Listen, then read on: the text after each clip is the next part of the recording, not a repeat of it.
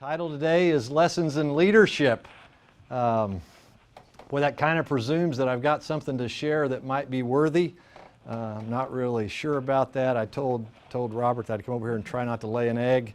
It's still a possibility. Some of that depends on some of you as well, probably.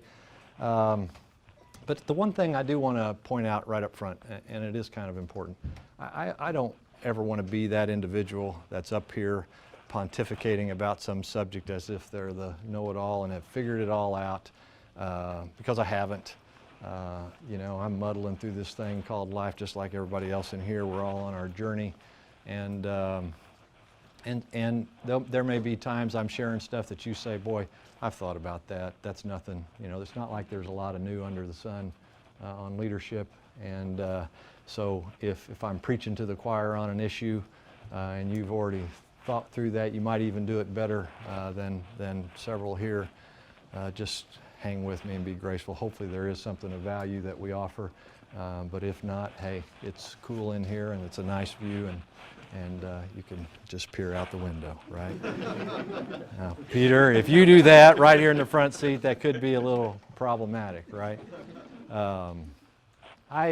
Just a little bit about myself, not a whole lot, but just a little bit of the particulars. Born and raised in southern Indiana. I'm 22 years old. That's my first white lie. But really, born and raised there, had moved around. I've spent about half of my career, exactly 19 years, in the private sector working for General Motors in Alcoa. And then I've spent the other half, another 19 years, in the public sector working for NSWC Crane.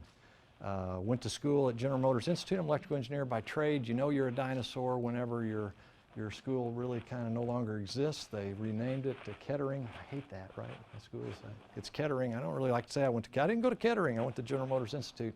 But got my electrical engineering degree there. Loved basketball growing up, right? I had big dreams. I grew. I thought that was going to help my dreams. Wanted to be a pro basketball player, be like Mike, and then I kind of realized I can't shoot like Mike, I can't dribble like Mike. Most importantly, I can't jump like Mike. I got about a 2-inch vertical. And at that point in time, I just said maybe I'd just be like Brett and do something totally different. Got a little bit about myself. Life's good, enjoying my life, having a lot of fun, and that's an important part of this. I will tell you my overarching message, even though I'm going to talk about leadership. If there's one thing I want you to take away from today, is to enjoy your journey, right?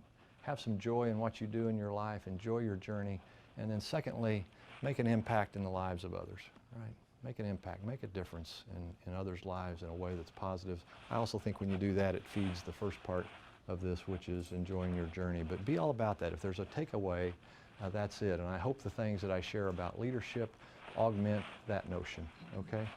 I'm going to kind of cover 5 different areas that I think are important. And they really are. It's a thing that I've kind of chased this leadership thing my whole life.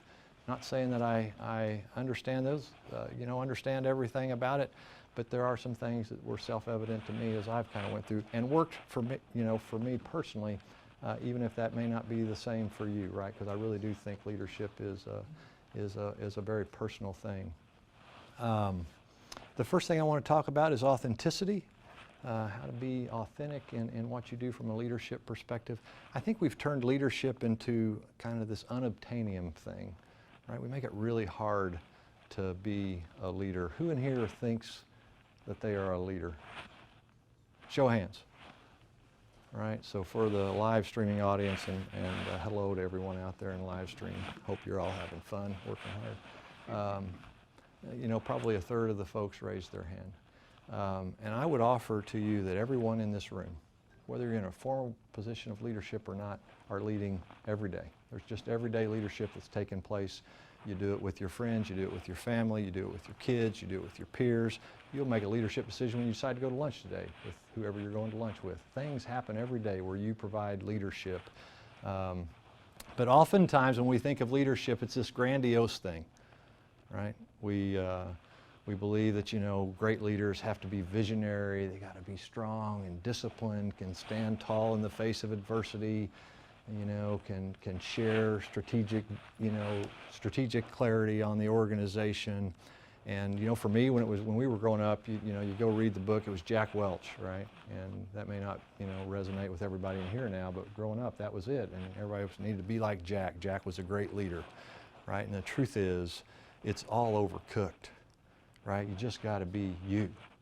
Be comfortable in your own skin. The first part of being just a good leader, good person, just be comfortable in your own skin.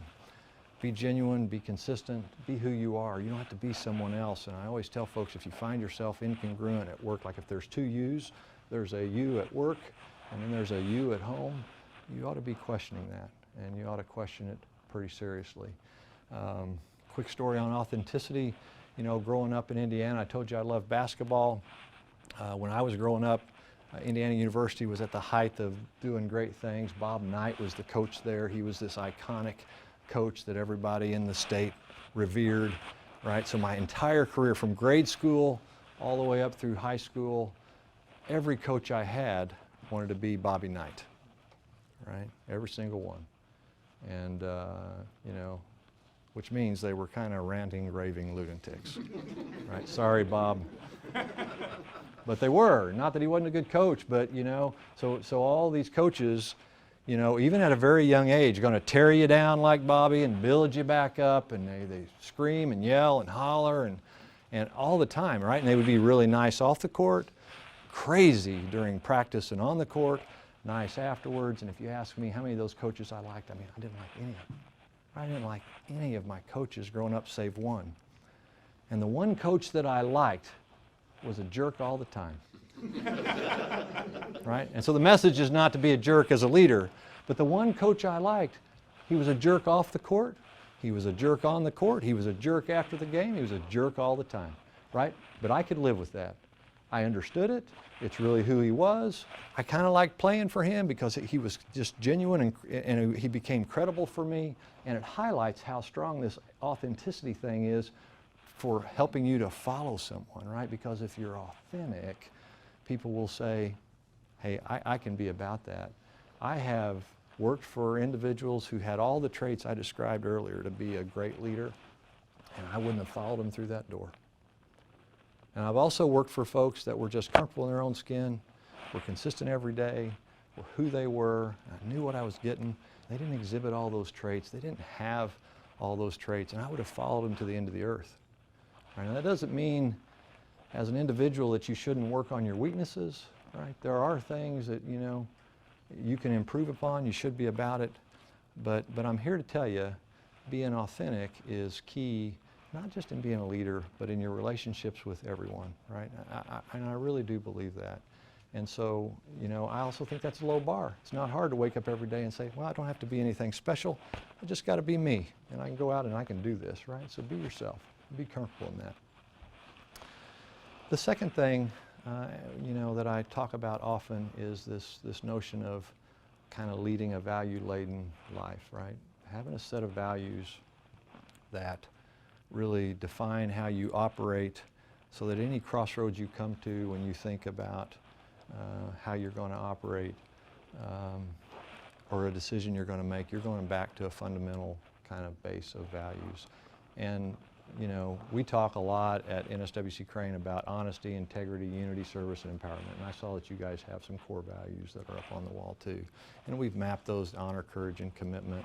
We've got, I gave my card is in my badge holder. We have a card too that we have the values on there, and we've handed those out. And I'll tell you, and even today when I talk, right, immediately I'm losing half the room, right? Because it's a motherhood and apple pie thing. Right? You really think you're going to talk about values and it's going to change our life and we're going to be better as a result of it. Everybody has that reaction when you start to go down this path. But I'll tell you, I've worked for an organization before where the values became transformative, right? I worked for Alcoa when Paul O'Neill was there. Who knows Paul O'Neill? Right? So some, not many. O'Neill was the chairman of Alcoa, and he, Alcoa, Alcan, Alumax were these three these organizations in the aluminum sector, and their stock price just followed the aluminum pricing index, right? All the time. If aluminum pricing was up, stock was up, making money, profits were up. If aluminum pricing was down, it was down. And O'Neill came in '87, and he just transformed the organization talking about safety and values. That was it, safety and values. And I happened at that time work for a joint venture, and he was chairman of the board of this joint venture that Alcoa led.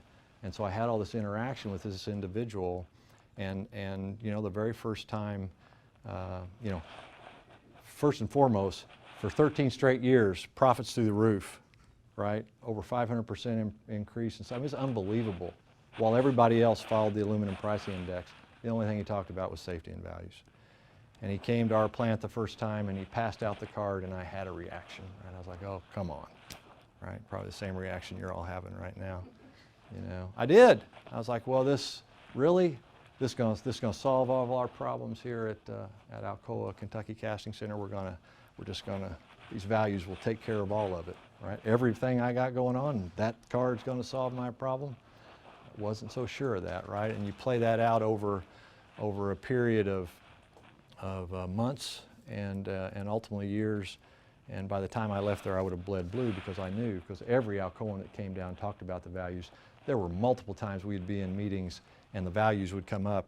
What are we getting ready to do here? We were making operational decisions based on those values. Made a decision to add metal to a part because it was safety critical, because some young Alcoa engineer said, what would the values tell us to do, right? Because people are ultimately going to be driving these vehicles. And we did it, right? As a result of that comment, less profit, more red on that part, because an individual said, what would the values lead us to? And so it's easy to say, but hard to be intentional about it. Who in here thinks that they have honesty and integrity, as an example? Show of hands, right? So let the live stream folks know that 100% of folks almost raised their hand.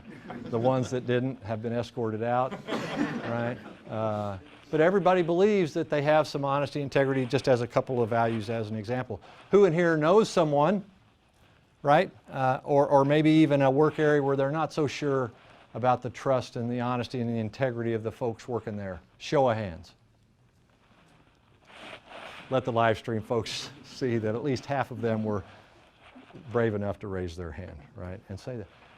So isn't it interesting? And no matter how many times I ask that question, everybody's hands go up that say they've got it, right? I have the values, right?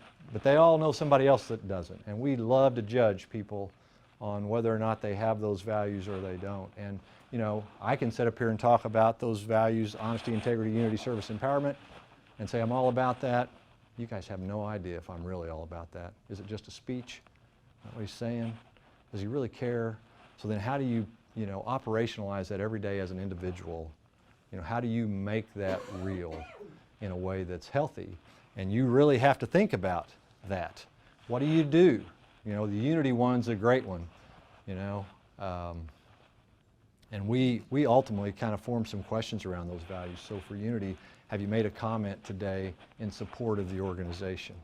For honesty, it was, have you provided some feedback in a way to somebody today that was healthy?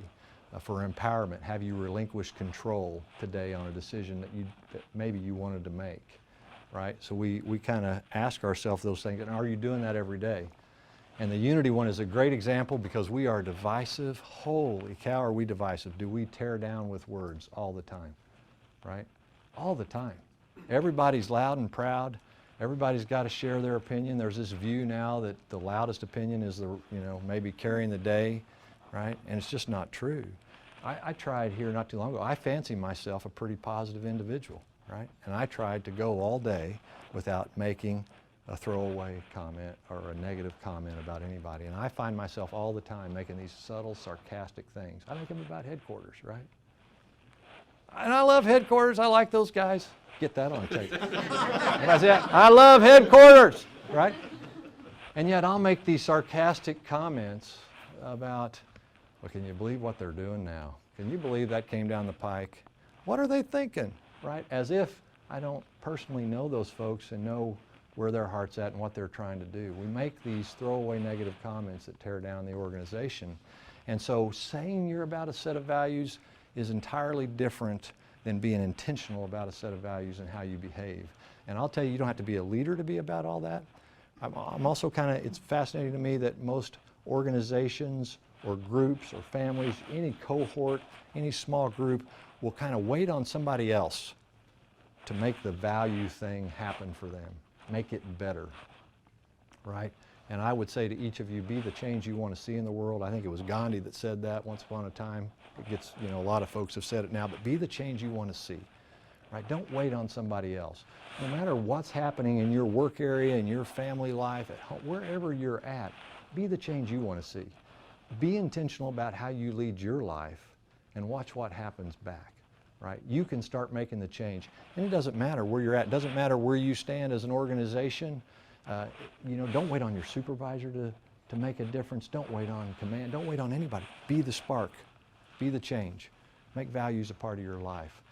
It's a big deal, and I think you'll get a lot of great response from people that will then want to work with you and be a part of the team that you're on, right? So it's a big deal.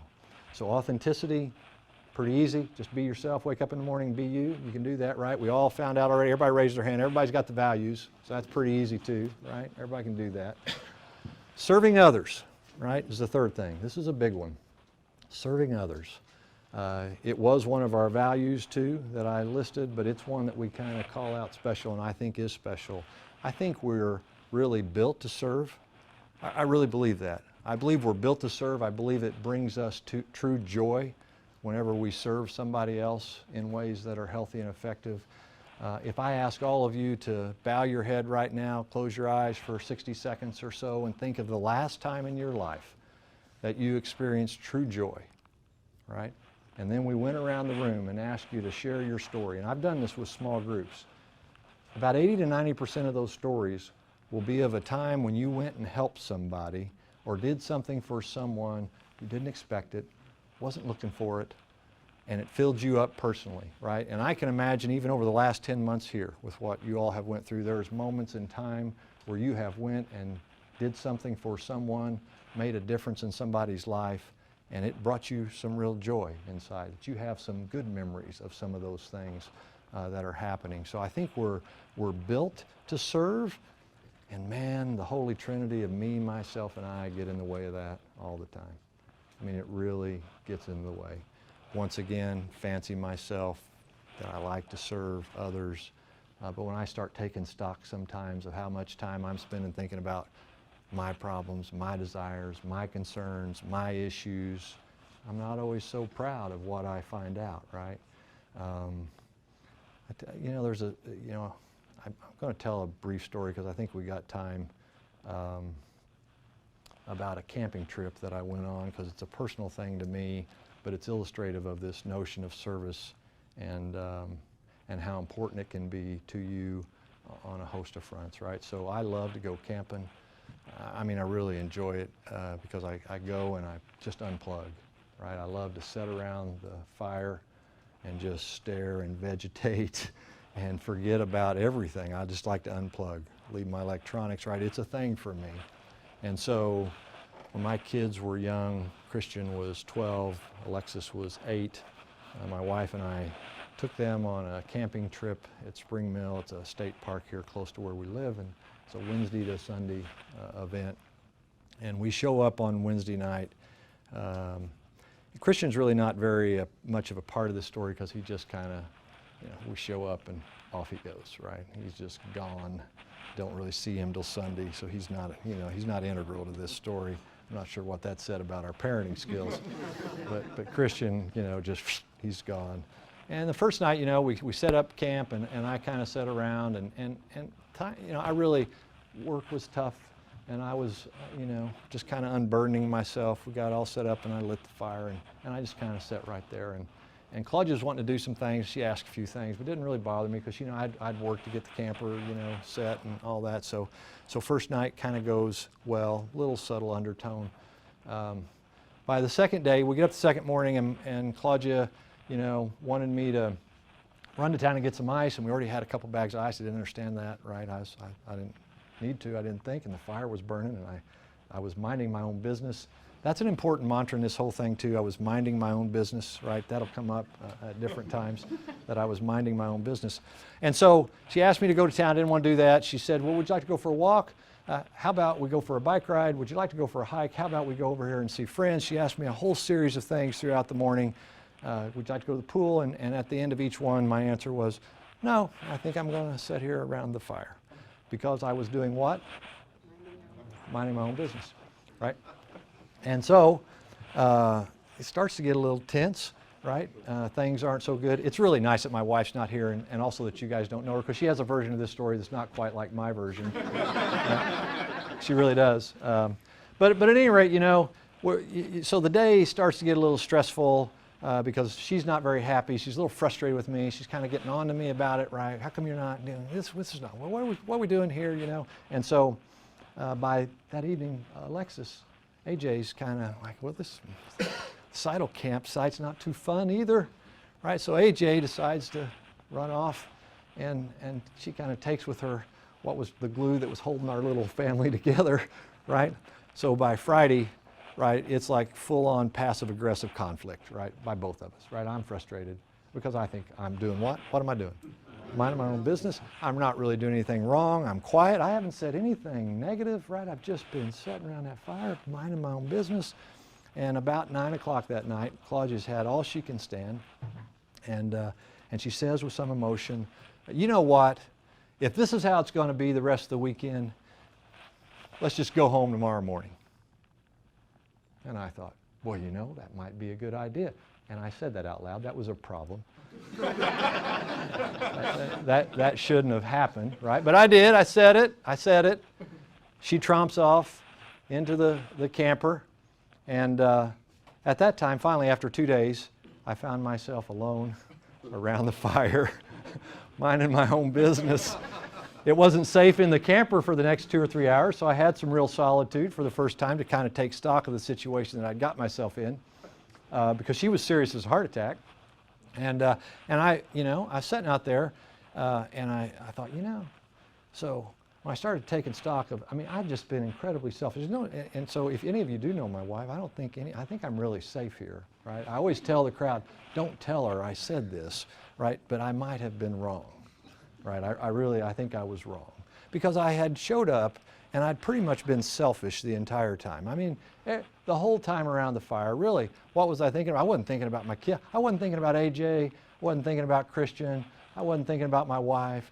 I was thinking about Brett, right? Brett's got a lot of issues. And if everybody just leave me alone and I could look at that fire long enough, I might solve a few of my issues, right? That's what I thought, right? And so I had kind of created this situation. So I decided the next day, at all costs, I'm going to serve my wife and my daughter AJ. I'm going to do anything they want me to do until they say stop, right? Because I'm trying to keep us from losing the whole weekend, right? So we get up the next morning, tell my wife immediately, would you like me to go get some ice, right? Go get the ice. You want to go visit with friends? Would you like to go for a hike? How about a bike ride today, right? And I can't help myself, so there's a little bit of sarcasm. Right? I can't. And Claudia, you know, she's really kind of put off with it because, like, we're past that, right? You can't recover, right? This is not going to play out, right? My daughter finds it humorous, the whole thing. She just thinks it's all kind of fun, right? But I'm nothing if not persistent. I'm plowing ground now, right, all day long. Anything you need, whatever you need, I'm your guy, right? It doesn't matter what it is. AJ, whatever you need, I'm your guy, right? All day, all long, right? And by about midday, right, it's pretty funny, right? Alexis is having fun with it. And after a while, Claudia couldn't help herself either, right? Okay, so this is ridiculous. You know, let's go do something. And off we went, right? And by that afternoon, the Seidel campsite is fun again, right? By that afternoon, not only is my daughter and her friends there, my son has brought his friends back over because it's fun around the Seidel campsite. And we spend the whole day, Saturday and Sunday, with kids running around our campsite, just having a ball. It was an absolute blast. Sunday afternoon, time to go home. Still gives me chills talking about this. So time to go home. And my wife says, hey, you need to go get AJ, right? AJ's over playing in a stream with some of her friends, pretty close by. So I go over there and I tell AJ, I said, AJ, we got to go. It's time to go, right? And we've waited as long as we can on a Sunday afternoon to go. And my daughter, just this great kid, right? Beautiful inside and out. She looks at me with her big brown eyes and she says, "Daddy, this is the best time I've had in my entire life. Can we stay longer?" And stay we did, right? Stayed a couple more days there. I went to work the next day and still came back. We stayed there, right? Because my daughter wanted to stay and we were having a ball. And it is one of my best memories, right? I carry that with me all the time. You know who won in that story? Who do you think won in that story? That's right. I mean, we could argue that we were all winners, had some fun, right? If you ask my wife and my daughter about it, they'll say, "Oh yeah, Dad tells that thing. I don't really remember all that way." I mean, it was not a thing for them because they weren't the one in the moment that was being all about the serving, right? I carry that with me all the time. It is one of my best memories because my daughter was speaking from the heart, right? It is one of the best memories I have.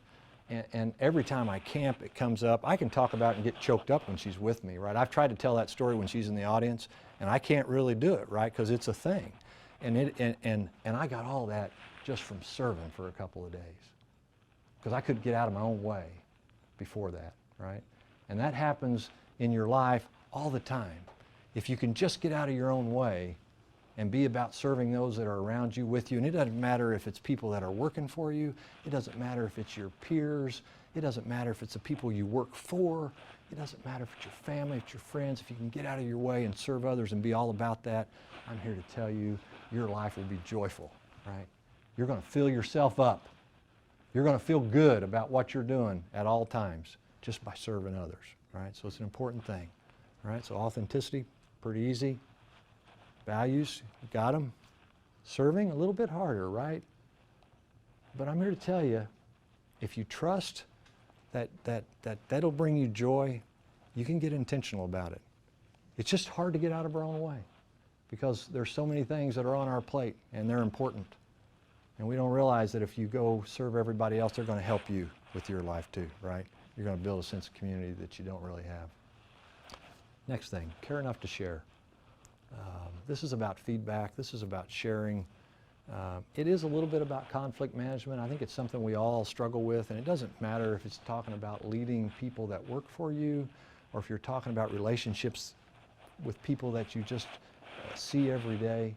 We struggle when there's conflict, and we often don't share even though they're people that we care about, right? So I'm a firm believer that if you're all in with somebody, you're loyal to someone, right? That loyalty means that you care enough about them to share. And even if it's subjective, if you see somebody struggling in their relationships, struggling with a work project, it's not going well, and you know there's something you can share that'll make it better, you should share it. And it doesn't have to be slick. It doesn't have to be contrived. You don't have to think about it. Just share from the heart. I've got feedback from folks that I didn't agree with, but when I knew it was coming from a good place and they're really just trying to help, I've never got upset, right? Who in here has had conflict before, whether it was with an employee or a peer, and thought about it the night before, all night? What are you going to say? How are you going to handle it? Show of hands, right? Live stream back there. I know you guys are all raising your hands too, right? It's a thing. And we go home. I'll never forget having a 50-year-old millwright. I was a 22-year-old supervisor. I got a 50-year-old millwright working for me. I go to give him a job. I don't know what I'm doing. I don't, right? He has a lot more knowledge than me. I go try to tell him what I need to have done, and he gets upset, and he kind of cusses me out, right? And there's other people around, and I thought, well, that ain't right. That didn't feel right. I'm not really, are they supposed to cuss me out? Is that how this works, right? So I think, and in the moment, right, I don't know, okay, you go work, we'll talk later, right? I go home, I think about it all night long. What am I going to say? What am I going to say to this guy? Because it's not right. And I figure it all out. I'm going to say this, and then he'll say this, and then I'll say this, and then he'll say this. It'll be perfect. It's going to work, right? The next day I go up to him and I say that, and he doesn't go here, right? He goes someplace totally different. Before it's over, he's cussing me out again. And in the moment, I'm like, you know what? I need to go home and think about this again, right? I'm not sure what to do right now, right? So And ultimately, whenever I came to the crux of what it was I wanted to share with him was, hey, listen, I'm a 22-year-old kid right now. I'm just doing the supervisory job. I don't know anything. I need your help. Help me, right? And that doesn't have to be slick. I don't have to worry about what he's going to say or how upset he gets. That's just the message I got to share with him. I need his help. And whenever I shared it with him that way, you know what? He was kind of embarrassed that he made me look that bad, right? And it changed our whole relationship. Just saw him. I mean, this was like 40 years ago. Just saw him at my dad's funeral. Great guy, great friend. We've been friends forever, right? Because from that point forward, he cared about me in a different way than he did previously, right? Care enough to share. And it doesn't have to be slick. You don't have to think it all through, right? But you got to share it in a way that people can receive. But it's an important thing. I watch this all the time in organizations, watch things that are going to happen. We know something bad's going to happen, right? We know Peter and Robert are going to get into a fist, they're going to have this spat in front of everybody. We see it coming. We know Peter's upset, right? Yeah, he's working out. We know it's going to happen, right? And you think, and even if I'm good friends with Peter, you think I tell him, hey, you know what?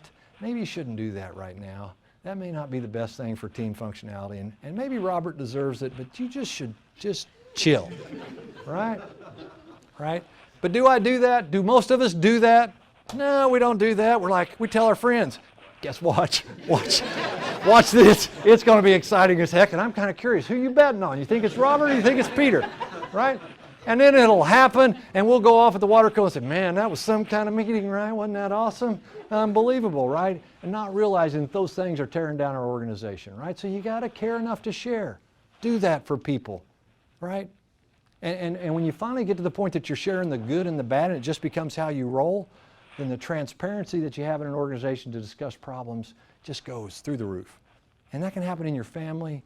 It can happen at home with your friends. It doesn't have to be an organizational thing, right? All these things help you have some joy in your life, right? So, authenticity, values, serving others, care enough to share. And then the last thing is be kind, right? Be kind. It's not a hard thing. And I'll tell you that so many times we equate kindness with softness, right? If you're kind, you're soft, you're a pushover, right? I'm here to tell you, you can be kind and you can be solid, you can have accountability, you can do all those things. And I'll tell you that random acts of kindness in an organization make an entire difference to how it operates. And it's another thing that you don't need to wait on anybody for, right? You want to spark a change in the cohort and your friend, family, your work group. You want to spark a change, start being kind starting tomorrow. Be kind and serve others, see what happens. Watch what happens. Watch how the whole group, the dynamics can change just on somebody saying, I'm going to be the one. I'm going to be the one that's going to start being kind. I always say to people, and I really believe it, the world's a mirror into your soul. Whatever you put out there, you get back tenfold, right? If you're kind to others, guess what? They're going to be kind back, right? I'm walking around this week. I go into an office. It's the corporate ops office, right? They're playing Christmas music. What's up with that? There's a question in there, right, for Mike and crew, right? But we're playing Christmas music on a Tuesday in July in Panama City, and I think the place must have lost its mind, right? Right? And I hear that on Friday we play Hawaiian music, right? But you go in there, right, and there's this vibe that's going on, right? And immediately I'm told about how many people enjoy going in there and talk about the Christmas music and how cool that is. And isn't it interesting that every Tuesday you play Christmas music in Panama City? Why do you think that happens? Why do you think people like the Christmas music in Panama City? Right? Because Christmas is a good time of year, right? There's nothing negative about Christmas music, right? I don't want to hear jingle bells every day, but if you played it right now, I'd smile. Right, I would, and I'd feel good, right? Because Christmas seems like a kind time of the year. You know, Christmas is time when we do serve others. We do good things. Christmas evokes all of those, right? So just playing the music, right? And I'm here to tell you, all of you can be carrying a music box around inside of you all the time, right? You can be playing music that resonates with people just by being kind and serving, right? Make a huge difference in their lives, right? So it's an important thing. Don't underestimate it. I've got a lot more that I could say about leadership, and hopefully we'll get too some of that in the Q&A. If there's questions about white space is a good question. If somebody wants to ask that, right? I'll put that out there, Peter. I'll put that out there. But if I was to distill it down, those 5 things really, in my opinion, are the things that I think are most important, right? Being authentic and how you carry yourself will allow people to react to you well. Leading a value-laden life and being the change agent you want to see helps, once again, the group you're working. Serving others will bring you joy personally, aside from making a difference in others that are around you.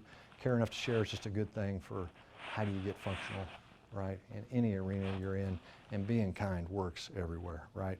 I hope that you would take away from all of that, you know, all of those things help bring joy to your journey and can also help you make an impact on others as they lead their lives too. So I'm going to share something here that's something I've carried around with me since I was about 17. Anybody remember Dear Abby? Is there anybody old enough here in here to remember Dear Abby, right? So Dear Abby used to have this syndicated column, and she had a lot of nuggets of wisdom, right? I really liked Dear Abby.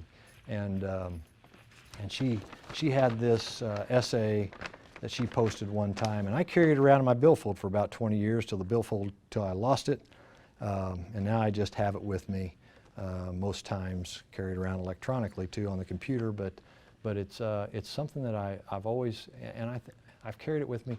It means a lot to me. I read it myself a lot to recalibrate, and I think it's part of this message that I'm trying to share with you.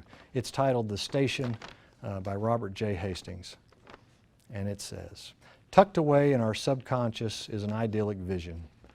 We see ourselves on a long trip that spans the continent. We are traveling by train. Out the windows we drink in the passing scene of cars on nearby highways, of children waving at a crossing, of cattle grazing on a distant hillside, of smoke pouring from a power plant, of row upon row of corn and wheat, of flatlands and valleys, of mountains and rolling hillsides, of city skylines and village halls. But uppermost in our minds is the final destination. On a certain day at a certain time, we will pull into the station. Bands will be playing and flags will be waving. Once we get there, so many wonderful dreams will come true and the pieces of our lives will fit together like a completed jigsaw puzzle. How restlessly we pace the aisles, damning the minutes for loitering, waiting for the station. When we reach the station, that will be it, we cry. When I'm 18, when I buy a new Mercedes-Benz, when I put the last kid through college, when I've paid off the mortgage, when I get a promotion, when I reach the age of retirement, I shall live happily ever after. Sooner or later, we must realize there is no station, no one place to arrive at once and for all. The true joy of life is the trip. The station is only a dream, and it constantly outdistances us. Relish the moment is a good motto, because it isn't the burdens of today that drive men mad. It is the regrets over yesterday and the fear of tomorrow. Regret and fear are twin thieves who rob us of today. So stop pacing the aisles and counting the miles. Instead, climb more mountains, eat more ice cream, go barefoot more often, swim more rivers, watch more sunsets, laugh more, cry less. Life must be lived as we go along. The station will come soon enough. So I think that kind of shares the message I'm trying to get across from a big holistic picture view. I'll say I want to close with one comment before I open it up for Q&A.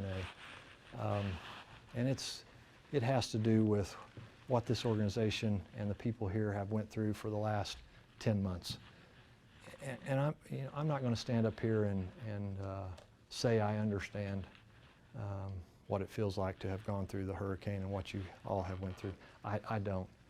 I can't imagine what your lives have been like. I can't imagine what it's been like for this organization, what it's been like for you and your families.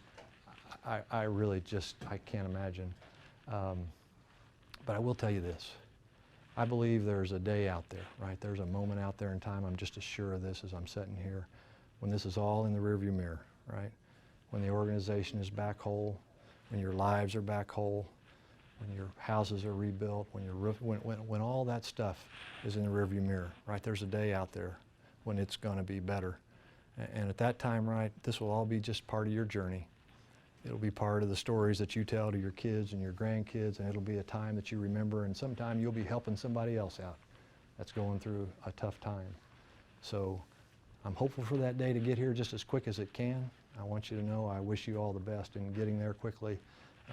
I also want you to know that your friends from Indiana, right, and this is not a hollow offer, right, if there is anything you need, and it doesn't matter what it is, I don't really care what it is, call personally. We'll be all about trying to help. I do wish you the best, and I hope all that comes together timely for you, and it gets in the rearview mirror just as quick as it possibly can. That's all I got, and we'll open it up for Q&A. All right. Thank you.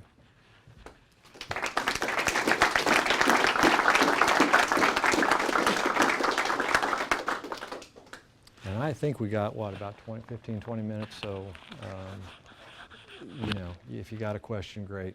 If you don't, well, you can get to lunch earlier, right? Nobody will know.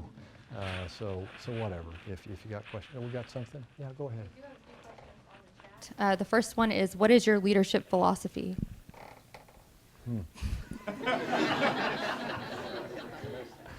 Well, so that's a great question. How about I deliver a talk on it? No. So I'll tell you that if I was to boil it all down, because it is a good question, you know, because there are a lot of different philosophies, and even though for me, it's about this authenticity and genuineness. I really do trade on that a lot. I think that's the important thing. I just think you got to be comfortable in your own skin, be who you are, and whatever you bring to the table to help solve problems and do things, that's what you bring. And it's okay that maybe you're not all things to all people, or you don't have this piece of knowledge, or you're not good at X or Y or Z, but you still just come to the table ready to help, ready to serve, and you're authentic about it.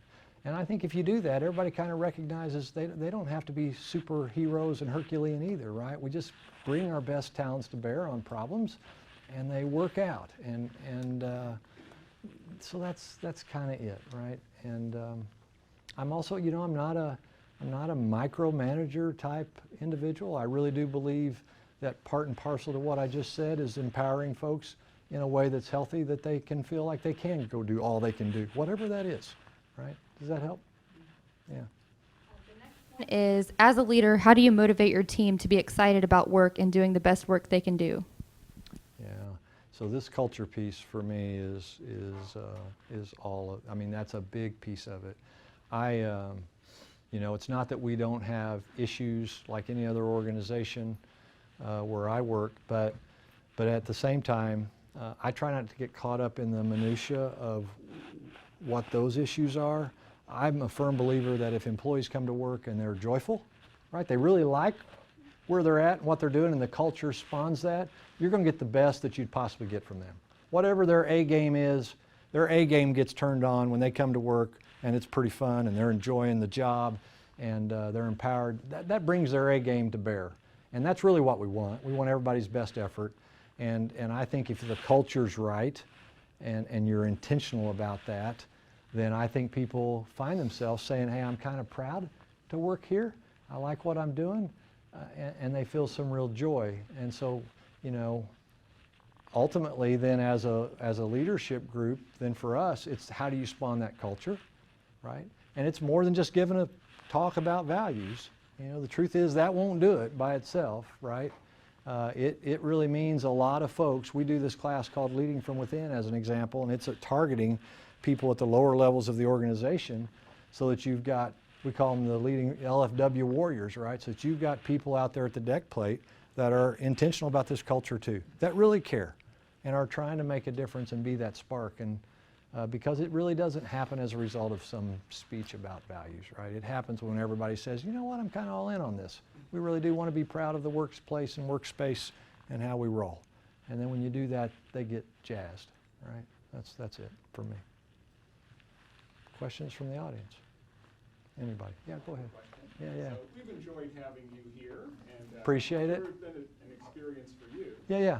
So, like next week or next month, what are you going to do differently at Crane As a because result? of this experience? Yeah, so that's a great question. And Ed and I have talked this week already. So I think the experience has been awesome, because I think it's an easy way to share practices and how you do things, right? So one of the things I've taken away this week, right, you guys have a very holistic approach to execution and what you're trying to do. I set through the execution reviews for E department, yes, you know, for the last 2 days, 4 hours each morning, and how you handle risk, how you handle test and evaluation. I mean, there's a whole host of things from an execution review, execution perspective that I think we should be looking at seriously at Crane to help improve kind of our rigor and discipline. I was sharing with the group yesterday that outside my door is this pipe with just stuff. How's that? Stuff is better, right? Stuff flowing through it. And it is just begging for me to get in the middle of that pipe every day, right? Will you come play with us? It's just like warm and fuzzy in here, right? And there's all kinds of chaos in there. And I kind of stay away from that pipe. But every night I worry about the pipe. I worry about all the crap that's flowing through the pipe. And I worry about the fact that maybe there's something in there that I'm not monitoring close enough, or we don't have a robust, holistic way that we're monitoring the execution of all those things that keeps us out of trouble, right? So I don't want to wake up and find out that we've had a major event because we didn't have eyes on in a healthy way. And I really think you guys are doing a great job of looking at that execution piece in a healthy way, and there's a lot that I plan to kind of take back and then have discussion with our teams on how to make our processes more robust in that regard too. Good question though. And I think Ed and I, pretty interesting that we both immediately got a different vibe from the organization than what we had at our own, right? And we're looking at what we can do to kind of take what we saw in each place back, which is a good thing, right? That's what it should be about. So. Or Larry, Yeah, yeah. if you've seen anything that you would make suggestions to us that we would do differently based on your experience with Crane that would be beneficial to us? Yeah, so the thing that we had a lot of discussion about yesterday was around the strategy piece. You know, what's this place going to look like in 20 years? How do you define where you want to be?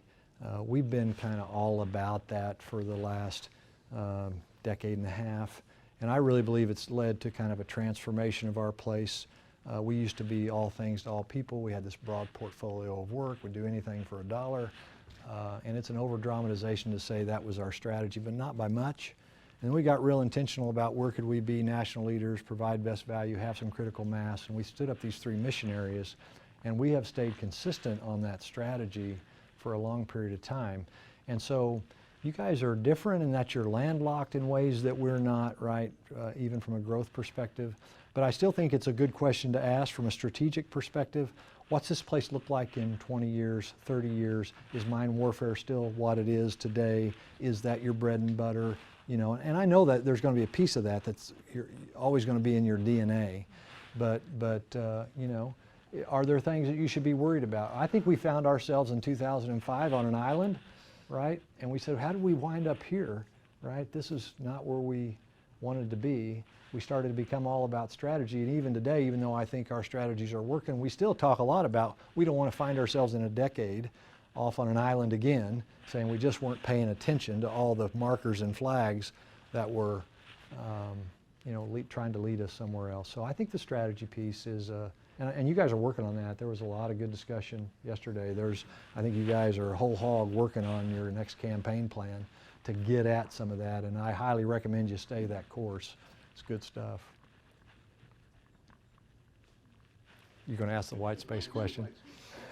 Yeah, so how do you balance meetings and meetings and meetings with time to reflect and you had some, if you could share some of your philosophy on balancing white space with meeting and being the TD, controlling your own destiny with. Yeah, it's funny because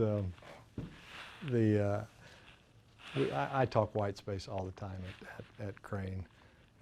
All the time.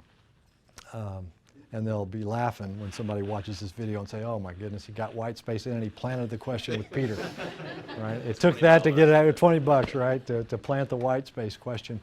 But the genesis of that, of the issue is that, you know, for years I've listened to senior leaders talk about work-life balance and how they want that for the employees, right? Get your work-life balance. And then they'll always say at the end, I didn't do it, right? Phew, don't be me. I missed everything, right? I didn't do the right stuff. I still don't have, I just can't, but I'd like you to get that squared away, right? And boy, honestly, I don't care how heartfelt that story is. If I'm hearing that, it's a credibility gap immediately for me when somebody says that and then says, well, I didn't, and then I know they're still working till 9 p.m. every night, right? I just stop, right? You either are about it or you're not. And I truly believe that if you got work-life balance, and even work balance, even within your work, that you'll be refreshed, recharged, be a better employee. And I find that generally a lot of folks, especially in leadership roles, are just kind of overwhelmed with it. They're just overwhelmed. Can't get on top of the mound, and they just come in every day and they get on their horse and they ride really hard. And at the end of the day, the horse is lathered up and they are too. And you say, what'd you do today? I don't know, we worked our butt off, right? We worked. We worked, right? But they don't really know what they accomplished, and they're just working hard, and the organization's kind of just doing its own thing with a bunch of hard workers, right? And I think we got to slow down enough to be thoughtful in what we're doing. I always may have this mantra, kind of slow is smooth, smooth is fast. And that doesn't mean that you become a slow worker. It just means that you're thoughtful in your approach to everything that you're doing. For me personally, then this becomes this white space thing. I have 1 to 3 every day that's just white space for me. And we're driving that down in our organization too. Other department heads do it as well. And we're trying to drive it even lower because we see folks that are not enjoying the job, right? Especially if you're in a supervisory role and you got a lot of employees that count on you and you're not having any fun at all, right? The job's just overwhelming and your hair's on fire. That's not a good thing for the command, because I really believe if your hair's on fire, so is all of your employees, right? They're feeling that stress as well. And, when we first started this at Crane, I was telling them yesterday, right, at the time, I'm the technical director. The captain and I really have no one right there on site that's kind of monitoring us and saying, you got to do X, Y, or Z. And I said, I'm going to have 3 hours of white space on my calendar in the afternoon. And my EA, Jane, she's like, well, that can't happen, right? That's not possible. We're not going to be able to do that. Well, why not? Well, we just can't. There's no way. And I said, well, that's what we're going to do. So we're going to have to move things out. It was a stressful thing, right? And the very first day, Jane's like, I also have 7:38 in the morning. That's my time. 8 to 9's walk-ins. And so the very first day, she's trying to schedule at the 7:30. She's like, I can't get this in anywhere else. 7:30, okay? I'm like, no. We just talked about that, right? We're going to have white space. And it was just kind of fascinating to me how hard it was to do that at Crane for the captain and I, and we didn't have anybody that's watching us, right? Not close. Nobody's there saying, well, you need to be in this meeting. And we struggled to get our white space, but we have. And I'll tell you that it's made a huge difference for me from enjoying the job, being refreshed and recharged. But it's not just about command doing it. I mean, it's not at all about command doing it. It's about the folks that are out there working, not being overwhelmed. Especially if you're in a leadership position, being in a place that you can slow down enough every day to decide what's important for me, what should I be about today, what should I be working on. And I always tell people in leadership roles, you should have your 2 or 3 things that you're all about, wherever you're at in the organization. These are the things that you're on point and you're on message about and you're consistent on, right? And you ought to care about those things all the time. And that doesn't mean that you don't have a pipe running by your desk too that's begging you to come in and play in the filth and the muck, right?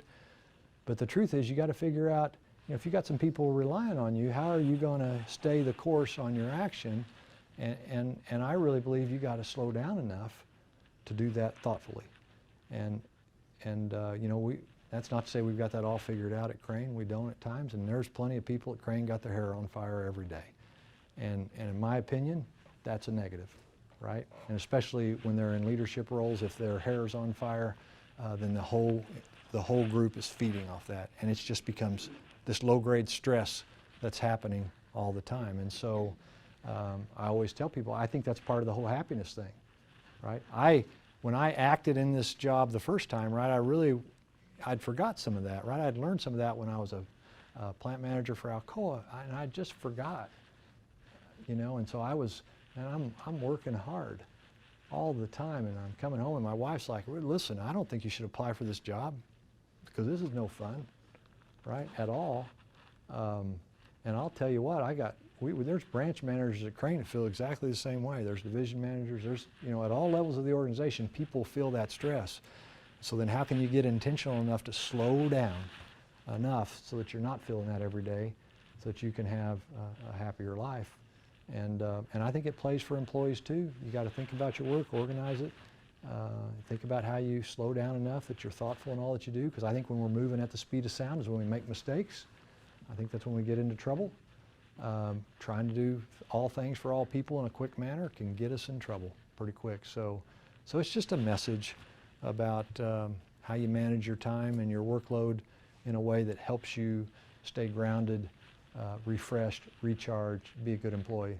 I firmly believe that me, slow and smooth being, slow and smooth as fast, me in that kind of mindset for 9 hours a day is tons better than Brett in that kind of mindset for 12 or 14 hours a day, in some other overwhelmed mindset, right?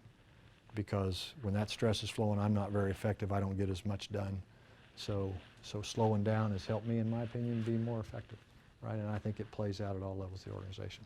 Long answer to a great question, Peter. All right. I'll send you the bill. Yeah, there you go.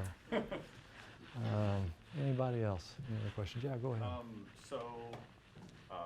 My question was about what happens when you're in a you're in a leadership position and you're in like middle of the road, for example, and something from higher up is telling you to do something, but you're not really behind what the higher up's telling you to do, but you're still supposed to follow, and lead your team to follow something you're not really behind. How do you keep behind that? Did they get that? So you guys are hearing that in live stream? Okay, so it's a great question. Happens a lot. I used to say all the time, I love carrying the flag when I'm proud and it's the right thing and I'm working on the right stuff. But when it's tattered and there's stuff going, I hate to be the one that I'm not in agreement with everything that's going on and I'm still being told to carry on and trudge and carry the, and that gets very difficult. And we talk about clay layers in the organization all the time. In each one of those situations, if you go back to the root of the intention behind some policy or some instruction or here's what we're going to do, you would find someone like yourself trying to do the right thing, has a perspective on an issue, and they say, here's what we should do to fix that, right? And that message from that person initially will resonate with whoever's around them, right? They'll say, oh yeah, I get that, because they all sign up, right? I get it. Sounds great, right? And then they'll turn around and then go message that, and there may be 6 or 7 people messaging it now, and some of them message it well, some of them don't, and those messages cascade down through the organization. And finally they arrive at you, right?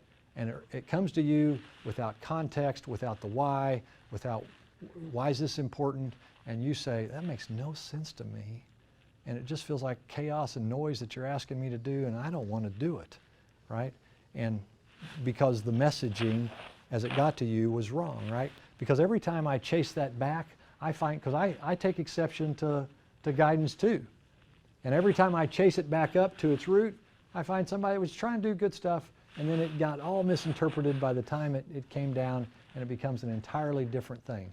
And the answer for someone in your shoes when that occurs is to have the conversation, right?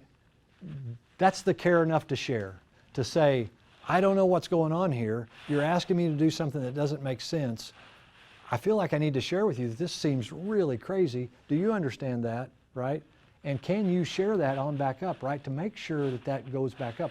And the problem that happens low enough in the organization is you're not always convinced that once you share it to the next level, that they're going to turn around and then keep sharing that on up, right? Like 5 steps down. So then you're struggling with, so how do I make sure that it gets to where I need it to be so that I can affect change? And I think a piece of that is being bold and brave enough to go ahead and have conversations up and around. I think you do that. But there's a respectful way to do that. I mean, I've told my boss before, I've told Don, listen, I got a message that I want to carry to Vice Admiral Moore and Smerchansky. Will you support me getting in there in front of them, right? And he has, right? Because he's not, that's okay, right? I have a relationship with them too, just like you know, but I think you got to have those conversations. I'll also tell you, part of my answer to that problem is all under that care enough to share mantra. I think you got to set a tone around those kind of issues that people know it's okay to have those discussions, right? That it's okay. It's okay for you to bring it up. It's going to be non-attributional. We're going to have a discussion around it because I think it's important that you're sharing that truth, because I think in the absence of that, we go off and do all kinds of silly things at times, right? In part because, you can get disconnected when you're where I'm sitting from what's actually going on at the deck plate, and you can make a decision that you think is solid, right? And not realize that there's several folks that are impacted by that negatively. And if the message to that is, everybody believes, well, the supervisor said this, or the TD said this, or the division manager said this, so I must do it without discussion, that's really not the kind of empowerment that we're talking about, right?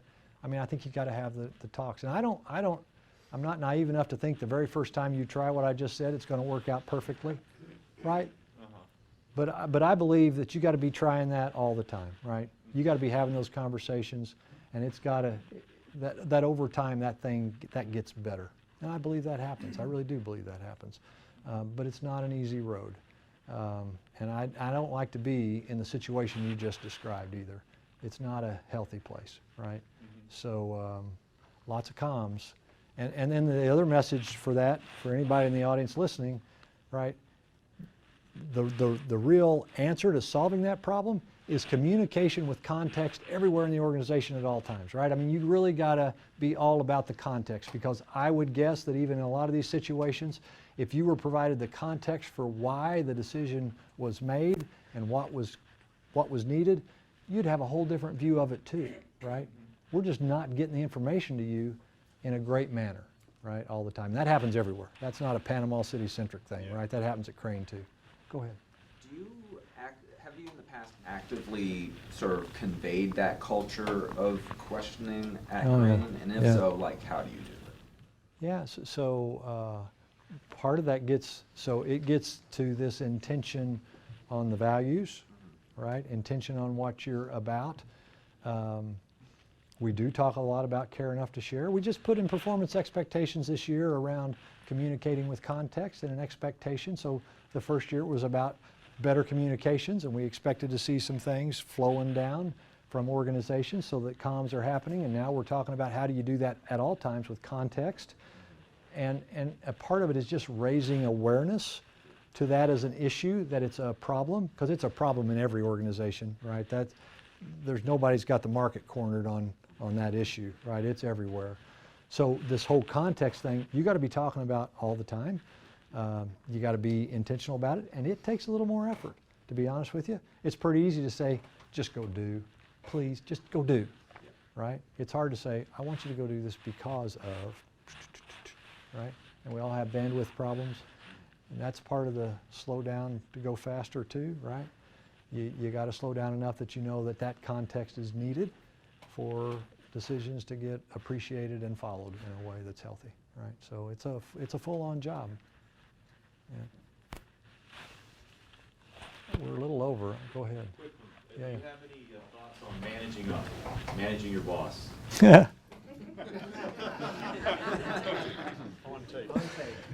All right, Don, you should check out right now, right? He shouldn't watch this.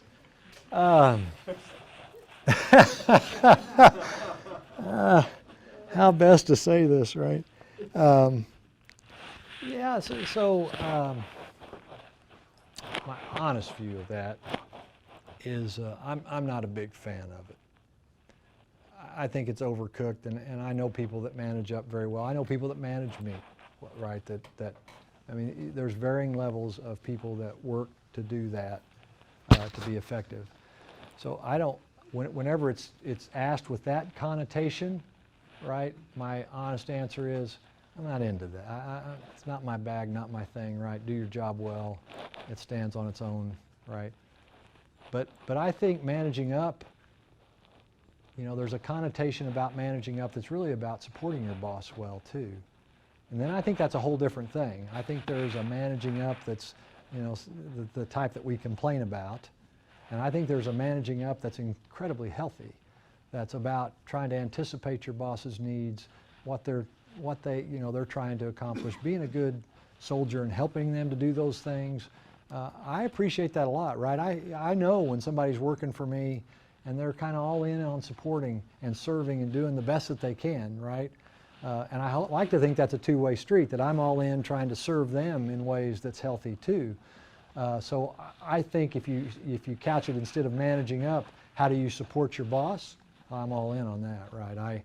I'm all in on trying to do the things that help Don and what he's trying to communicate with higher headquarters and NAVC, and I care about the things that are bothering him. But I don't blindly go down those paths, right? I also think, you know, part of my shtick is this care enough to share thing, which means that if I'm supporting Don well, it's not just managing up, giving him everything he wants. It's sharing with him kind of my truth about how things are going and whether or not what he just did worked or didn't work. You know, it's trying to be open enough so that I'm helpful to him whenever there is a misstep, if there is one, right? And Don never missteps. But you know what I mean, right? Because if I'm really supporting him well, I'm offering that kind of stuff too, instead of just saying, well, that didn't work, and complaining about it, right? Because then that's the non-unity thing. That's being divisive and tearing down, right? And I believe that he deserves me to be a better kind of employee than that, right? Does that help? Yeah. All right, so we're going to say one last question and then we'll call it, right? Because I want to respect everybody's times. Or whatever, you guys call the ball, I don't care, right? I'm here at on your behest. From the chat, what do you see as one of the biggest barriers to leadership or leadership success?